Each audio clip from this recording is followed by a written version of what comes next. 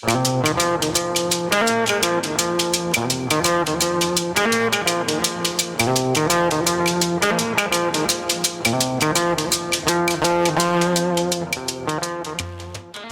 evening and welcome to Talk of the Bay, K-Squid's evening talk show that focuses on local issues and local people. Today on the program, I'm very happy to be welcoming Blanca Zarazua, an Honorary Consul of Mexico. She is an immigration attorney and has been involved with many different causes and very, very many different nonprofits. We'll be talking about her story and how she got into this and what brought her family here to California. All of that ahead in the first half of the program. In the second half of the program, we'll be talking about an issue that affects all of us, really, pesticide use on our fields. How does it affect public health, and what can be done to protect the civil rights of the people working in the fields? That'll be a conversation with Mark Weller. He is with Californians for Pesticide Reform, and we'll be catching up with him about a big civil rights forum they are organizing in Tulare County right here in California. All that coming up on Talk of the Bay. Well, there's a long biography associated with Blanca Zarazua, and I will let her tell some of it, but I wanted to welcome her to the airwaves. Hi, Blanca. Thank you for being here. Well, thank you. It's quite an honor to be invited to your show. I really love radio. I think it's so effective. It's so personal, so intimate, and yet we can reach so many people with just a few words. And so I'm very, very happy to be here. Thank you very much for the invitation. You're absolutely welcome. It's a great honor to have you. And speaking of honors, recently you were honored by the government of Mexico, by the president, for your 10 years of service as Honorary Consul. And I wanted to ask you, for those who don't know what that means and why you're being honored for your service, tell us a little bit about that position. Of course. It's actually 20 years of service. As Honorary Consul, I work on a voluntary basis. I do have a State Department card, so I am an uncompensated State Department employee. My function is to be a liaison for the Consulate General in San Jose. And so for folks who can't make it to San Jose, Mexican nationals who need some information while they're away from Mexico, that's basically my function. So the office in San Jose is sort of a mini embassy. And just when people travel, wherever they travel, if you're away from your own country, you would go to your embassy in the foreign country to seek help if you need assistance with various issues. And so that's what happens in San Jose, in San Francisco, Los Angeles, and all the different Mexican consulates throughout the country. And my office is an official designation. It went through the Foreign Ministry in Mexico and also with the State Department in the United States. And I can tell you that it was the best intangible gift that I gave my father before he passed away. I think a lot of immigrants come here hoping to excel, hoping that their children have an easier ride than they did. But in the process, sometimes there's a trade-off where the children aren't as culturally connected sometimes with the home country, with the language, with the traditions. And I think that this designation was an affirmation to my father that I was not lost in the fray, that I do understand the importance of Mexican heritage and culture and how it really makes us stronger here on the Central Coast. And Blanca, he was a Bracero. He came here with a Bracero program. Many of our listeners know what that was, but perhaps you can describe how that worked back then when he first came here. And I think it's an amazing story that your father came here as a Bracero. You have a number of degrees from higher institutions of learning, including your law degree from Santa Clara University, UC Berkeley, MBA. I mean, you have more letters after your name than most people have in several lifetimes. He must have been so proud of you. Tell us a little bit about him and how he got here in the first place. Well, I can say that he came under a guest worker program, which was known as the Bracero program, in around 1945. He arrived to this bustling metropolis known as Chular, just south of Salinas. Some of you may know where that is. It's still a very small town. And he began working there. That was his first stop in California back then. And they just worked so arduously, really, really arduously. I remember one time in the kitchen, there was a newspaper article on the Braceros, and there's a very famous picture of how government authorities would fumigate and spray the workers to make sure that they weren't carrying any diseases. And my father saw that picture, and he said, "Blanca, they did mistreat us, right? Like asking me permission, is it okay for me to voice that now?" And it was sort of like when you have a child and they ask you a really difficult question, and however you respond is going to stay with them for the rest of their lives. So I felt like in a very privileged, fragile, responsible situation in terms of responding to him. And I said, "Papi, everything's fine now." And so it was a time of much difficulty. Many laws have been passed where things that happened back then don't happen now. They're now illegal. Labor laws have changed. But being the daughter of a bracero, and I know I'm speaking to many people on the Central Coast, a daughter or son of a bracero, it changes you. It makes you more motivated. It gives you a point of reference. It gives you a sense of purpose, and it stops many points of confusion. We're not confused. We're here to excel. We're here to make our families proud and to not shame anyone who is connected with our families, be they alive or not. And so I'm a big proponent of bringing back shame.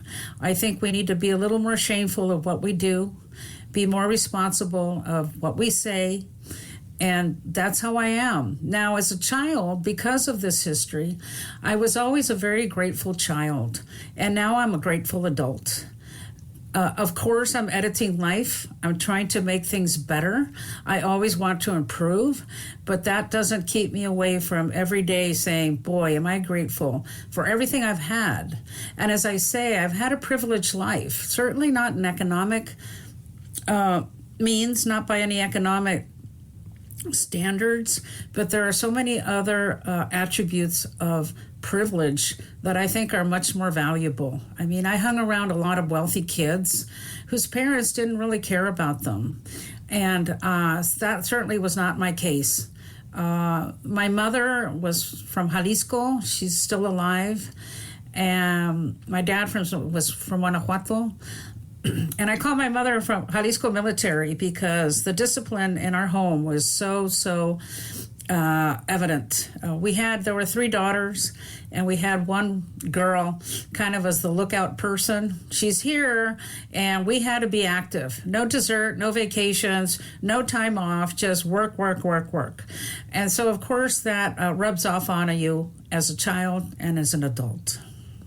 I wonder, in some ways, you didn't get to have a childhood, but you also had so much. You had this family that, was looking out for each other and had very high expectations of their kids, it sounds like. How did it come about when you started to pursue higher education? You have Claremont College, you have UC Berkeley, Santa Clara University, Golden Gate University, Oxford, England.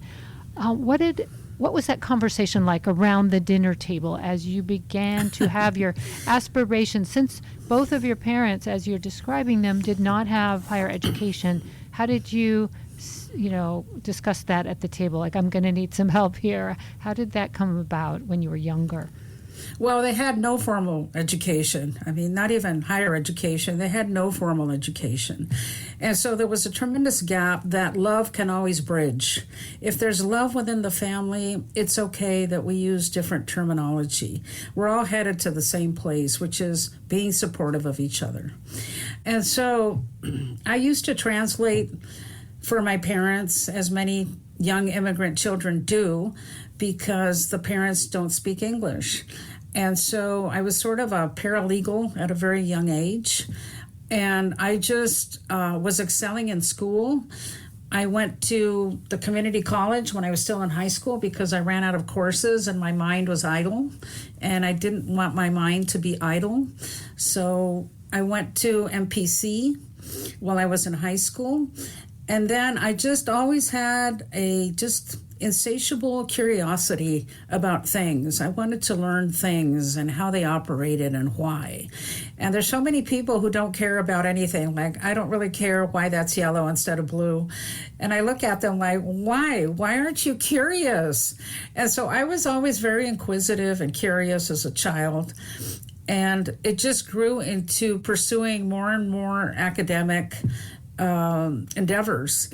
And I just love school. I still do now. And as attorneys, we never really finish studying. We're always having to keep up on what's going on. Right. I was going to mention that I was going to ask you how you settled on immigration law. Like, how was that decision process for you? Was it just an obvious always goal of yours, or did you came upon it later by being inspired by a particular person in your life? It was actually the economy. I concentrated on tax in my MBA. My thesis was on tax, and at Santa Clara also. And then I worked at Bank of America in San Francisco as a tax lawyer for 4 years. So I was a tax specialist for 20 years. And then in 2008, the economy tanked. And I told myself, am I going to keep looking at the phone and watching it not ring? I said, no, you need to come up with another game plan. And it was very courageous of me. I wasn't 25 years old at the time. I had dedicated 20 years of my brain to tax law, and I switched gears. And I said, okay, you need to start learning immigration law. So I'm relatively new to it, vis-a-vis my entire legal career, because I've been an attorney over 36 years. But I switched gears, and it's been very, very satisfying. Tax law was about money and saving people money. Immigration is about negotiating freedom for people. And so it has such an enduring effect on people's lives. And we as attorneys were in such a panic, and we were so exhausted emotionally when former President Trump won the election.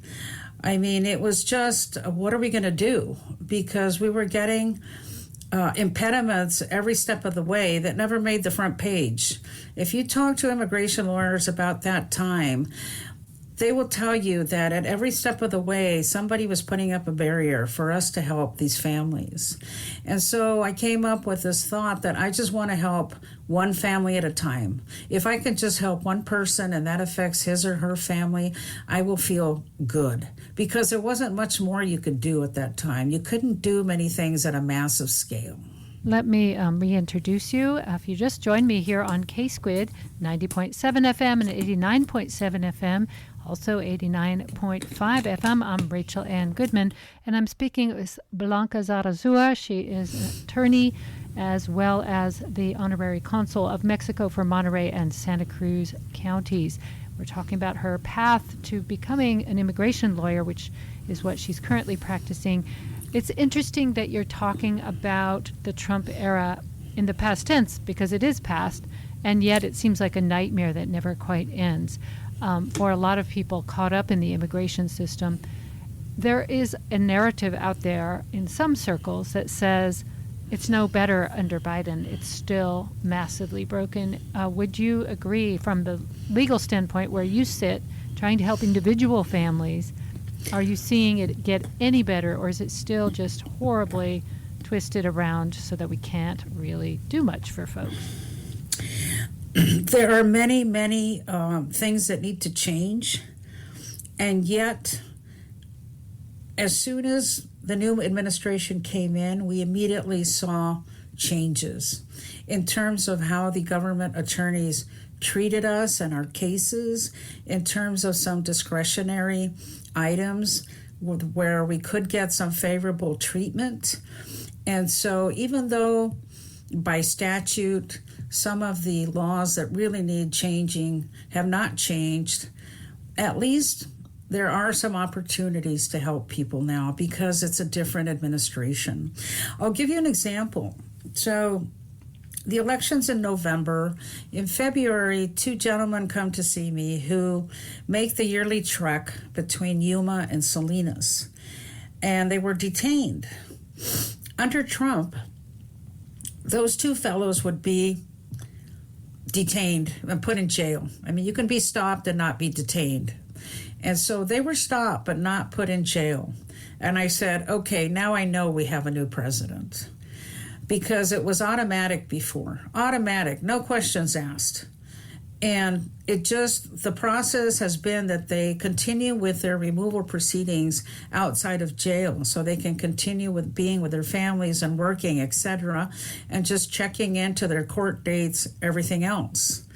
During Trump, I have a lady from King City who probably went to a notario, somebody who really shouldn't be doing what they're doing, which is immigration work. And they did not prepare the paperwork properly, and she was denied. And normally that's what would happen. You'd be denied and it would be over. She was immediately put into removal proceedings in Los Angeles, which of course is more cost for her to go down there. It's more cost for an attorney to have to go to Los Angeles. At that time, it was pre-COVID. And it was just a mess. And it was just another way to make people have to struggle more to regularize their situation. There wasn't going to be any break or any concession or anything. So I had to go down there and change the venue to San Francisco, which should have happened in the beginning. In fact, she never should have been placed in removal proceedings. She is now becoming a legal resident through her husband, who's a legal resident, but we're still in removal proceedings. So we still have to go through all the procedural rigmarole just because she was put in that can to begin with. We saw the most horrifying pictures during the Trump administration of minors, and sometimes as young as 2, 3 years old, being watched by other children in these detention centers. Has that situation become any different at all under Biden? I'm curious from your perspective where people are being detained and how they get sent into these centers. Has that been changed much, or is it still underway? I think the Biden administration is probably still unraveling some of the damage that the Trump administration did, and it takes time. And I'm not an expert on Title 42, but there have been changes and some surges because of the unraveling of that whole policy. And so I don't think it's a static thing where you can say it's better or it's worse. It depends on what day it is. I mean, one day it can be better, another day it's worse, because it's continuously evolving, hopefully towards something more positive long term, which would be comprehensive immigration reform. The last time that seemed really on the table was I think it was 2007 or 2006. There were big rallies in Salinas and Watsonville and all over California, for that matter, and all over the country to press for comprehensive immigration reform because it seemed at the time that it might be possible. I haven't heard, that discussion be raised much at all on the national level. And now that we're in a presidential campaign, we may not hear it. It doesn't seem like an issue that's the very top of the list when you hear these candidates speak. And I know it's early. Maybe that'll rise to the occasion, but what would you like to see people talking about if they were? Well, it's traditionally a hot potato. I mean, nobody really wants to challenge it and really get at the core problems with it. And it's a negotiation. So some people would ultimately lose and some would win. But right now, everybody's losing. Nobody has a pathway because the pathways are so limited. Now, I think what's interesting from a policy perspective is that we've seen pretty regularly these little policy decisions about letting people in, and I'm not against it.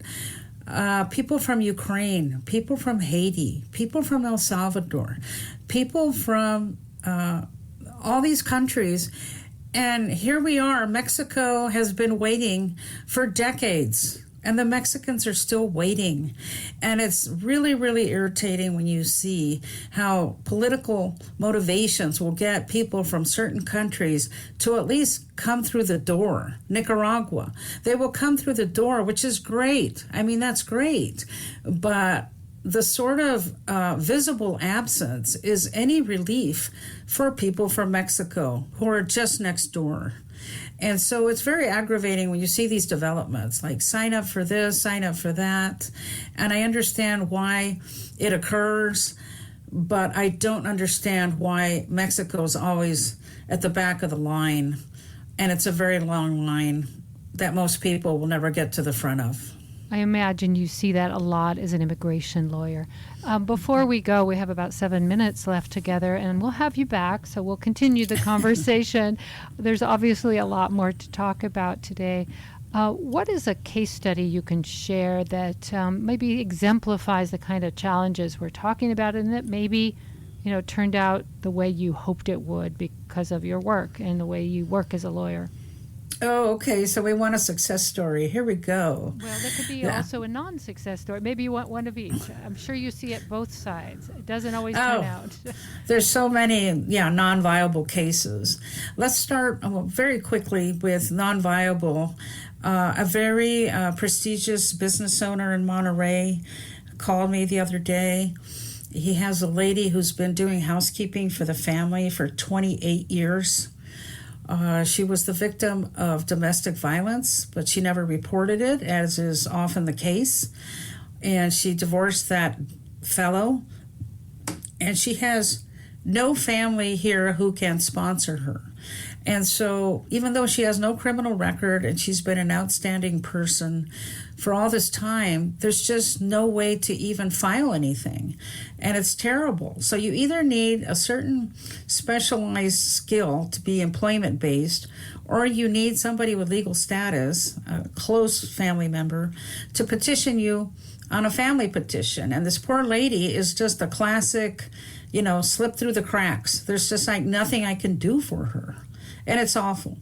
And now, I'm sure her employer is willing to pay all of her legal fees. Oh, that's of course. That's why he called me. He said, I'll take care of it, Blanca. I said, I know, but there's nothing to take care of. I don't want to mislead you. There's nothing to do here. And hear the poor that, lady. Yeah, that's an awful story. And I hear that when people are fleeing, and often the case is that people leave in the middle of the night because they're being threatened. Many of my students have told me these stories. And they're horrifying, and they don't necessarily grab the documents they need because they're being chased out of their village and they're trying to escape, terrorist groups or drug cartels or whatever, and they just need to get out. So this is why you're saying, like, she had no documentation, none of the things she needs, and it's understandable, right? It's understandable. Yeah. Well, during Trump, a lot of people were just self-deporting. Out of dignity. I'm not going to get kicked out. I'll just leave. Now, let me share with you very quickly the one success story. I had a gentleman from Guanajuato who had been in removal proceedings, technically, for 18 years. And he had an attorney in Sacramento, and then he terminated him and hired me. And a year later, we are in immigration court. I have 2 hours to convince the judge, maximum, that he should not be deported. So we submitted a petition that was over 300 pages. I bombarded the judge. I gave her no wiggle room to not grant what we wanted. I wanted him to be removed from removal proceedings, to have his deportation suspended, and I wanted her to issue him a green card. And we achieved both.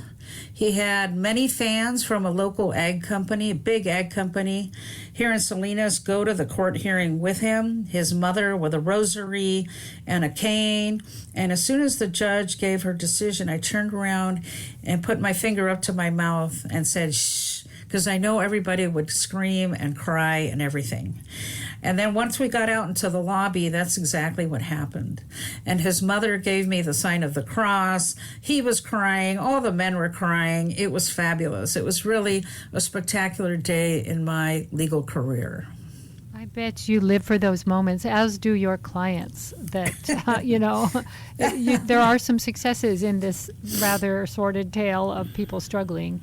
And it takes people with incredible amounts of determination on both sides, not just the legal side, but the people who are petitioning, to go through this lengthy process that most people would have just given up, but they can't because their whole families are here. So I appreciate that story as well as the other one you told, because that just seems to exemplify the two sides of what we're talking about here, that if you have a solid case, even then it's hard. But if you don't have one, it becomes near impossible. And that's why so many people are living in the shadows now and just give up on the idea of trying to come out of them. They just live there.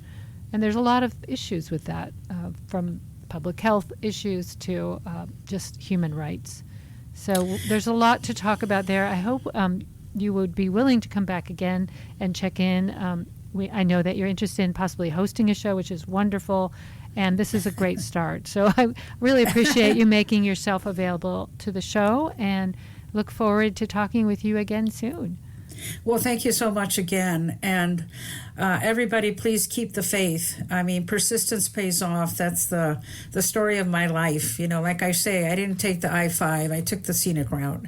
You have to hang in there and just keep going around the curves and everywhere, and you'll finally get there. You will get there. For those of you working night and day, maybe single parents, just be persistent. And I know it's tough, but there's no going back. There's no going back. You have to keep going forward no matter how difficult it may seem.